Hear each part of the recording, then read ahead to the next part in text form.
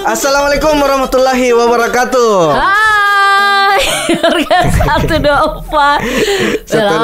Setelah sekian purnama, Cesto. Ini baru dibilang sekian purnama. Sebenarnya saya sudah mau fokus jadi model, tapi karena ada sesuatu yang urgent yang perlu kita bahas ini kembali. Betul. Ini meresahkan kita semua ya, gitu. Jadi disclaimer dulu sebelumnya ini sebenarnya kita ini warga 124 ada nih format baru.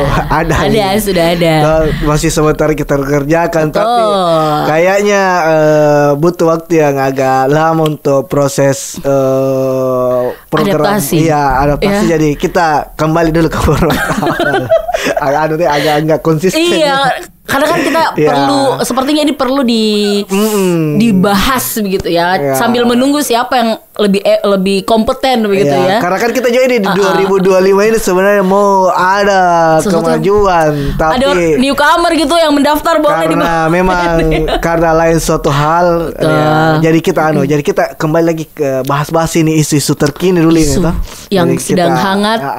Sekarang ini lagi rame ini kasus pelecehan seksual lagi kembali. Betul. Dan dilakukan oleh orang yang sangat kita percaya. Oknum yang istilahnya sangat kita percaya gitu. Ya, dan ini datangnya dari oknum bidang kesehatan. Yaitu oknum dokter. Yang sama sekali jauh dari kita gitu ya, sebagai masyarakat awam. Yang sangat kita butuhkan juga di sehari-hari itu. Mana kita sudah sakit, sudah istilahnya nggak bisa apa-apa gitu kan. Mungkin bisa ceritakan dulu ini kasusnya. Sebenarnya ada dua. Ya, ada dua kasus ini ada dua ya. Mudah-mudahan tidak ada lagi selanjutnya. Mudah-mudahan. Seperti apa?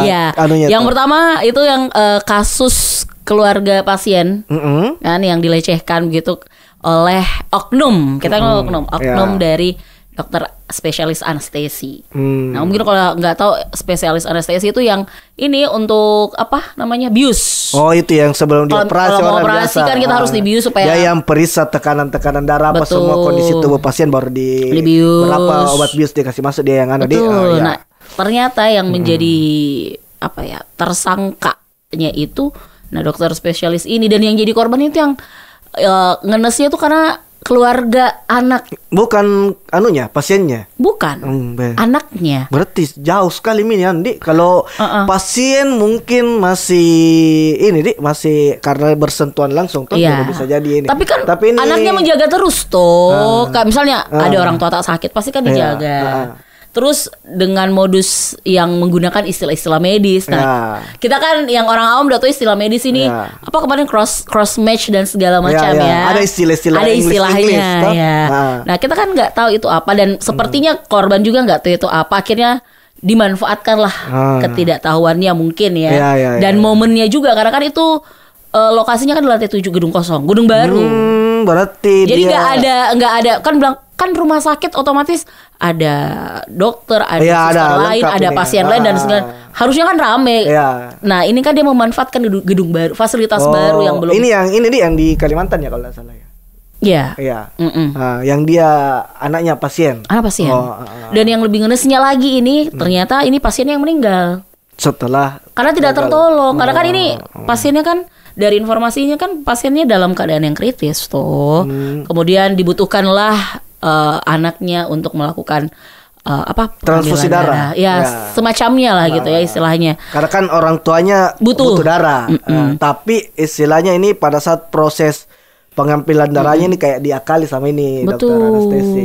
Aduh, jadi apa ya? Ini sebagai korban sudah dia kena pelecehan, orang tuanya meninggal.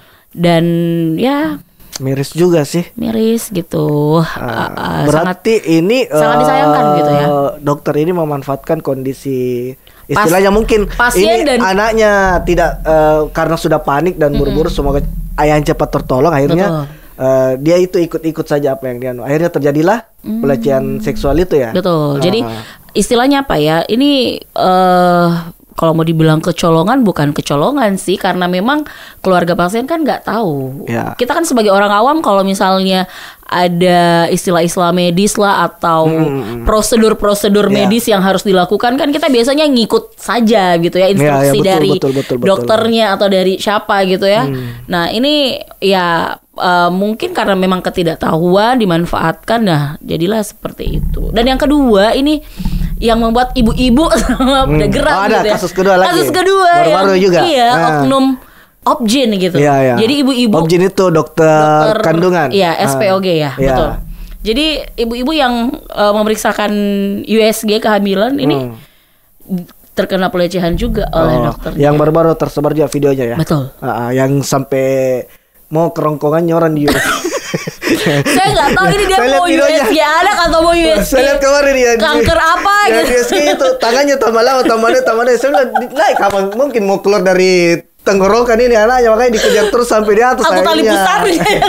Akhirnya kan ada pelecehan karena ya. Tapi kan biasanya kalau kita kan saya kalau USG kan kalau dokter nggak dua-dua tangannya di situ kan ada di keyboard. Nah, kalau ini modusnya bagaimana modusnya? Kalau saya lihat sih ya karena pertama nggak ada kan biasanya juga kalau kita Opjin itu kan ada suster mendampingi. Terus keluarga pasien juga kan ada dampingi. Ini kan cuma berdua. Ya modusnya bagaimana? Maksudnya dia cara ininya infonya bagaimana? Jadi dia kayak pendekatan begitu dengan yang dia serser. Kalau ini dari informasi yang beredar juga ya kita lihat di media sosial ya. Jadi dia ada sistem japri sama calon korban kita bilangnya calon korban, kemudian diajak USG secara gratis. Oh, dia tawarkan gratis. Secara gratis. Apalagi kan kalau ibu-ibu USG apalagi 4D kan itu lumayan harganya. Dikasih gratis siapa enggak mau. Karena kalau BPJS itu enggak dapat 4D, dia cuma biasanya. Yang cuman 2 dimensi. Fotokopi kayak fotokopi. 2 dimensi. Hitam putih.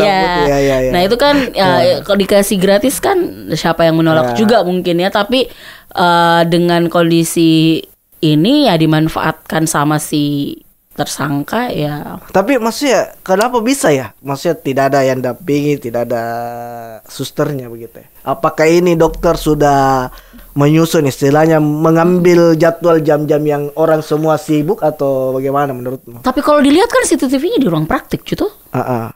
Tapi kalau saya lihat kemarin itu CCTV dipasang karena sudah mulai ada kecurigaan.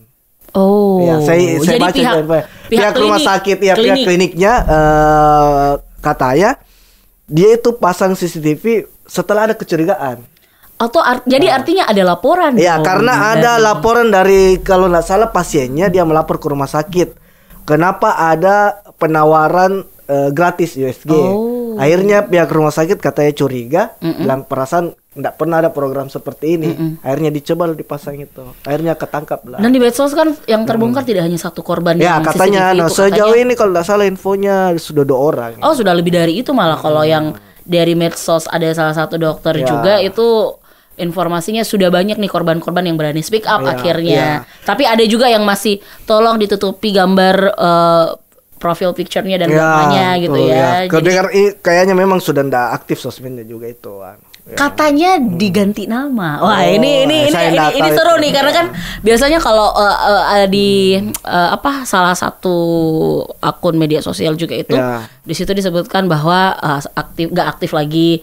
Terus ada yang minta di take down juga videonya. Tapi kan kalau permasalahan pelecehan seksual ini kan kalau orangnya nggak speak up, nggak punya bukti kan juga susah, istilahnya nggak bisa dibuktikan. Bisa jadi juga dibaleki karena kan apalagi ini yang dihadapi mungkin juga orang-orang yang berpendidikan tinggi dan lebih wawasannya luas dibandingkan masyarakat umum, toh. Betul. Kalau misalnya mungkin biasa ada kekhawatiran dari masyarakat kayak misalnya saya mau tuntut takutnya nanti saya malah yang kena atau kita kembali lagi ya ketidaktahuan bahwa jangan sampai itu memang salah satu prosedurnya. Jangan sampai betul, karena jangan sampai pas kita laporkan pas di ini ditelusuri itu sudah prosedur. Nah, akhirnya dibilang kita yang pencemaran, akhirnya dibalik itu kan menjadi ketakutan. Apalagi kan ada kalau misalnya nggak ada CCTV dan segala macam bukti otentik gitu ya. Alhamdulillah juga ada pihak-pihak yang mau membantu melaporkan dan memviralkan kan, karena kan memang sekarang istilahnya no viral no justice. Wah, betul. Iya, istilah-istilah keren sekarang. Karena katanya kasus yang di CCTV itu katanya sudah dilaporkan juga. Tapi prosesnya lambat. Tapi belum ada progres. Makanya mungkin karena dirasa ada bukti dan segala macam diviralkan. Nah, semenjak viral inilah akhirnya ketahuan nih bahwa tidak hanya satu orang, ada beberapa orang dengan modus-modus yang lainnya gitu. Akhirnya terbuka. Nah, ini kan sebagai anggota masyarakat yang mungkin kita kan Ya, secara tidak langsung berdekatan juga dengan dunia medis kan. Iya, kalau butuh kan cek kesehatan. Pasti apalagi kayak misalnya dokter anestesi itu kan pasti kalau kita penyakit keras atau misalnya kita mau mengalami operasi terus obgyn kayak saya punya istri pasti. Makanya saya terus terang secara pribadi biasa lebih memilih. Ada yang tidak mau. Bukan tidak mau sih, lebih ini karena kan lebih untuk bukan bilang dokter obgyn cowok itu tidak bagus atau apa, bukan karena kan ya ada juga perasaan itu pasti tapi maksudnya lebih istilahnya lebih agak tenang lah, aman, merasa aman. Tapi sebenarnya ada beberapa juga dokter-dokter yang memang bagus sih, cuman kan istilahnya kita sebagai pribadi lah ya bukan istilahnya kita nggak suka dokter cowok tapi lebih ke pribadi sih ya, karena beberapa juga dokter-dokter obgyn yang istilahnya pria itu banyak juga yang bagus-bagus, yang sudah profesional, yang bahkan prof-prof yang dulu-dulu juga bagus-bagus. Cuman memang ini ya bisa jadi merusak lagi citra dunia kedokteran. Khususnya dokter-dokter pria kan, karena kan sebenarnya kan cuman istilahnya tete kuku jadi dari sejumlah dokter. Bahkan dari kasus ini itu banyak juga yang berspekulasi bahwa ternyata tidak hanya ke pasien itu bisa berpotensi, bisa sesama mereka yang berada di dunia kedokteran, sesama profesi. Apalagi kan mereka yang tahu mungkin obat-obatan untuk apa. Itu akhirnya melebar ke situ nih kasus-kasus seperti ini. Betul. Yang kemarin awalnya karena ada pelecehan anak pasien, akhirnya melebar bahwa ada juga isu bahwa sesama rekan-rekan, kemudian ada sesama, ya muncullah beberapa. Nah ini kan istilahnya kita yang berada di luar dunia kedokteran kan hahew aja gitu toh, matok ya mau ke dokter, nanti dokternya kayak gini, mau periksa nanti kayak gimana, ndak periksa juga nanti sakitnya kayak gimana gitu. Dan memang karena ini kan sudah keterbukaan informasi, dan mudah-mudahan dengan kejadian seperti ini akhirnya kita lebih menjaga diri lagi, terus lebih mau memperhatikan hal-hal seperti ini, dan semoga ini juga jadi efek jerah kepada orang-orang yang mungkin akan berpikir akan melakukan hal-hal seperti ini, karena ini kan sangat merusak citra dunia kesehatan dan juga dokter lah. Apalagi kan menjadi dokter itu tidak gampang. Sumpah dokter panjang sekali prosesnya apa segala macam. Kode etik dokter ada. Jangan sampai hal-hal seperti ini akhirnya merusak teman-teman yang lain yang betul-betul mengabdi gitu. Pada kan, banyak dokter-dokter yang sangat-sangat bagus di negara kita ini akhirnya tercoreng namanya hanya karena kasus-kasus seperti ini. Contoh yang saya khawatirkan kayak tadi, akhirnya orang istilahnya nggak mau lagi ke khususnya dokter obgyn misalnya, akhirnya menghindari dokter obgyn pria. Sedangkan dokter obgyn pria itu sangat banyak sekarang di Indonesia ini, bukan cuma wanita. Bahkan banyak yang lebih jago malah daripada yang dokter-dokter wanita. Dan kalau kau melihat dari sudut pandangmu sebagai seorang masyarakat atau pasien, kira-kira ini apa sih yang mendasari penyebab hal-hal seperti ini? Penyebab terjadinya pelecehan. Ya manusianya sih. Ya, pasti itu manusia. Emang nafsunya aja kalau gitu itu kan ya. Memang ya. Karena kan istilahnya begini. Kan banyak yang selalu nih mengatakan kalau ada pelecehan, ya mungkin korbannya menggunakan pakaian terbuka, berada di kondisi seperti apa. Tapi faktanya kan di lapangan juga banyak kan orang yang tertutup tapi kena juga. Betul. Tapi ini kan dari kedua kasus ini kan, pertama dari lokasinya rumah sakit. Mana ada mau rumah sakit kita pakai baju tapi kayak memang gimana? Kayaknya memang dari kepala utama memang pasti orangnya, karena ini kalau dilihat kasusnya rata-rata terencana. Iya. Bukan istilahnya bilang kayak tiba-tiba. Kayak yang itu, kayak yang kejadian yang pertama itu yang anestesi. Dia sudah ada ruangannya. Dia tahu ruangan apa yang kosong. Obat apa yang mau dipakai. Terus apa yang itu ada istilah penggiringan kata-kata yang harus dilakukan. Terus kayak dokter obgyn ada percakapan via WA sebelumnya. Terus ruangannya juga apa segala macam, waktu-waktunya sudah. Jadi kayak memang sudah diatur lah. Ada kecurigaan bahwa ini bukan pertama kali dilakukan, bukan secara spontan, memang sudah terencana. Dan ini juga kan sebenarnya kembali lagi akhirnya mungkin pihak rumah sakit juga menjadi aware. Akhirnya ada mungkin bisa jadi dokter-dokter yang akan direkrut itu seleksinya lebih ketat lagi. Harus ada tes psikologi ya, mungkin tes mental tes psikologi. Jangankan mungkin dari ininya ya, dari rumah sakitnya, dari awal menjadi dokternya juga pasti akan. Tapi kita nggak tahu, mungkin sudah ada ya. Kita nggak tahu, nanti kita konfirmasi. Kayaknya sih ada biasanya. Harusnya ada. Kan kalau kita mendaftar kerja kan ada tes psikologinya juga. Tapi kan ya nggak tahu. Nggak tahu kalau berubah toh. Karena kan kita tuh presurnya jadi dokter seperti apa. Nah itu juga yang nggak habis pikir teman-teman saya yang dokter itu, apalagi yang kain kan mahasiswa PPDS ya kalau nggak salah ya, yang kasus pertama itu. Nah itu kan. Tapi dia spesialis kayaknya deh. Iya khusus untuk itu. Spesialis. Nah itu kan pekerjaannya kan banyak, apalagi yang masih sekolah begitu toh. Dia kan menangani pasien, belum tugas-tugasnya, belum laporannya, masih sempet gitu ya untuk ya, apalagi kan dari dua background ini kan mereka semua sudah berkeluarga. Yang namanya oknum itu kan siapa tahu juga memang karena kan dia sudah stres toh, enggak tahu akhirnya dia lari-lari salah belok ke sana kemari anunya. Ya. Tapi kalau saya yang mungkin harus lebih kita tekankan ini kepada korban. Karena kan banyak korban-korban dari kasus pelecehan di luar mungkin dari dua kasus yang kita bicarakan ini ya. Banyak kan orang-orang yang mendapatkan mungkin pelecehan tapi tidak berani speak up. Ya, betul. Karena kan malu toh, karena dia kan korbannya. Karena kan dia selalu merasa mungkin kalau dia ngomong dia makan dibalik kayak tadi toh. Mana buktinya? Atau dipermalukan toh. Betul. Bilang enggak mungkin lah atau apa masih bisa mengelak. Karena kan tidak hanya dia enggak punya bukti yang kuat. Betul. Karena kan kalau misalnya korban dari pelecehan kan itu pasti perempuan. 99% ya. Betul. Perempuan. Nah, ini kan dari segi mungkin fisik dia kan tidak bisa melawan.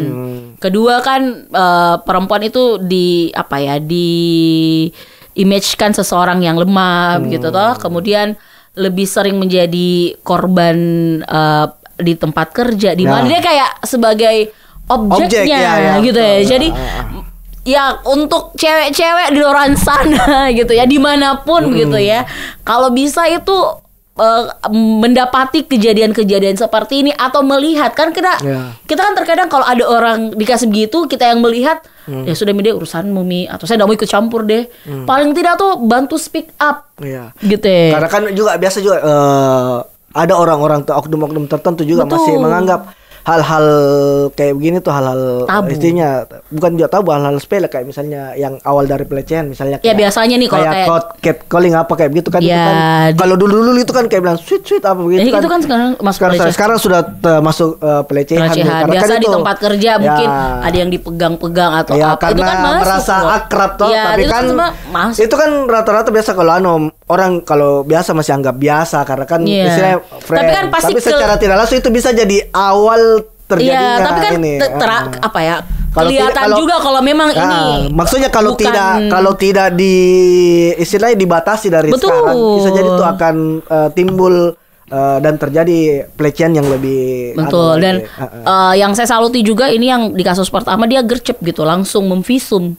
Jadi langsung bisa ada bukti, ada apa segala macam. Karena kan kasus-kasus seperti ini biasanya dia mau ngomongnya itu sudah lewat berapa hari, sudah tidak bisa divisum, mungkin ada kekerasan fisik, dipukul lah atau apa segala macam.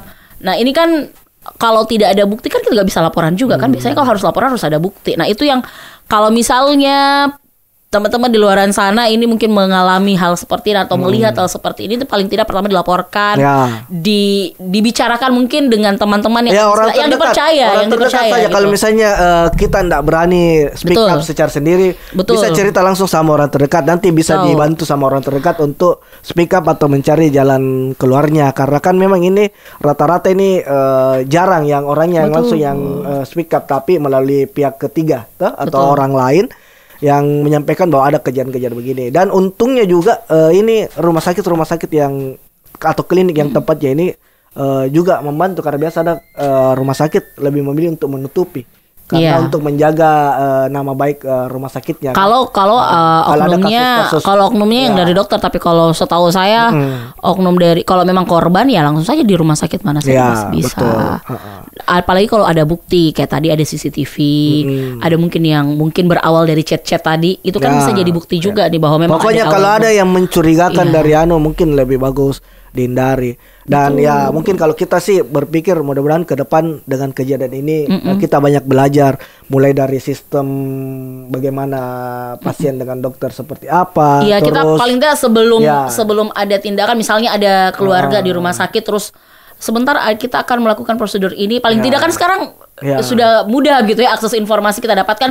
Paling tidak kita cari tahu dulu, oh ini sistem prosedur ini seperti apa sih. Jadi itu bisa paling tidak meminimalisir begitu ya potensi-potensi ya, di mana ada kesempatan kan di situ bisa terjadi juga gitu toh. Ya jadi itu maksudku dengan ini banyak kita bisa belajar, misalnya bagaimana kita memperbaiki sistem-sistem di dunia kedokteran, mulai dari perekrutan, terus bagaimana proses pemeriksaan pasien, dan edukasi terhadap pasien terhadap apa-apa yang dilakukan, edukasi medisnya supaya gitu juga tidak dipantol kayak kasus yang pertama toh. Nah kita juga kalau misalnya ada keluarga kemudian ada istilah-istilah medis yang kita tidak tahu kan, bisa ke dokternya, bisa googling atau bisa tanya ke dokternya itu maksudnya apa ya dok, seperti apa itu kan. Saya pikir dokter-dokter juga akan lebih welcome gitu untuk menjelaskan, karena kan tidak semua orang ngerti gitu istilah-istilah medis. Dan ini ternyata kalau kita lihat ke jangka panjangnya terkait dengan pelecehan seksual ini kan dampaknya akan sangat besar gitu. Ini bisa berdampak traumatis ke psikologi dari korban, diperiksa di dokter atau apa bisa. Dan ini setahu saya bisa berdampak sampai ke keturunannya juga. Maksudnya ada pola parenting yang akan berbeda juga dari mungkin korban ke anaknya, dan ini kan bisa panjang gitu ya. Jadi ya kita sebagai masyarakat juga harus sama-sama ini untuk mengawasi gitu ya, supaya tidak ada lagi kejadian-kejadian miris, apalagi di dunia yang kita kan ngerti, maksudnya kalau hubungan medis itu kita butuh, apalagi orang yang sakit, dan kita percayakan 100% bisa dibilang seperti itu kepada tindakan-tindakan. Dan ini ternyata nih Mato, kalau terkait pelecehan seksual dan segala macam ini sudah bisa terkena hukum pidana karena sudah ada undang-undangnya juga kan. Ada yang mengatakan bahwa ada perminta maafan mungkin dari tersangka, walaupun ada minta maaf itu mungkin hanya bukan hanya sih itu secara pribadi, secara personal, tapi secara hukumnya tetap harus berjalan. Dan jangan takutlah untuk teman-teman yang mungkin pernah menjadi korban atau mungkin punya kenalan yang pernah menjadi korban, ini silakan saja dilapor. Sekarang saya banyak medianya untuk kita bisa melaporkan hal salah satunya mungkin kayak tadi no viral no justice. Ya betul, salah satunya mungkin. Biasanya itu harus viral dulu ya. Apalagi sekarang banyak akun-akun anonim atau yang bisa membantu kayak media-media di media-media di sosmed. Kalau misalnya kita takut karena kan ini namanya pelecehan, itu orang takut namanya rusak gitu ya. Nah ini bisa ditutup, itu kan ada perlindungan korban tuh setahu saya. Bukan juga cuma dia, kan dinas-dinas terkait juga ada. Iya. Dinas perlindungan perempuan dan anak, itu kita bisa langsung ke situ karena kan setahu saya kalau di Kota Makassar itu setiap RT RW ya kalau tidak salah itu sudah ada juga perlindungan ini. Jadi nanti kalau memang ada kejadian-kejadian yang mungkin berkaitan dengan hal-hal ke RT RW bisa RT RW atau didampingi sama keluarga terdekat, teman terdekat, atau bisa minta tolong teman terdekat, tapi dengan catatan bukti-bukti jangan sampai akhirnya balik ke kita. Atau ada yang mungkin butuh yang seperti tadi ada terkena dampak psikologis, kan butuh pendampingan psikolog, itu sudah ada dari Dinas Perlindungan Perempuan dan Anak juga menyediakan pelayanan itu untuk pendampingannya. Oke, jadi nanti insya Allah kita akan coba menghubungi dinas terkait. Mudah-mudahan kita bisa hadirkan di podcast ini. Kita akan bahas lebih lanjut terkait seperti apa kasus-kasus ini, khususnya di Kota Makassar saya dulu ya. Jangan terlalu jauh pergi ke sana. Dan ini mungkin secara umum ya. Kalau yang lagi viral ini kan memang 2 kasus. Tapi kalau di Makassar ada yang viral juga kasus yang lain. Itu nanti lagi kita bahas. Ini kita sengaja bahas ini ya karena mungkin cukup menghebohkan dan meresahkan, dan kita juga agak-agak shock mendengar kabar-kabar ini. Oke? Benar. Jadi sampai jumpa lagi di episode berikutnya. Assalamualaikum warahmatullahi wabarakatuh. Bye bye. Dadah. Bye bye. Bye bye.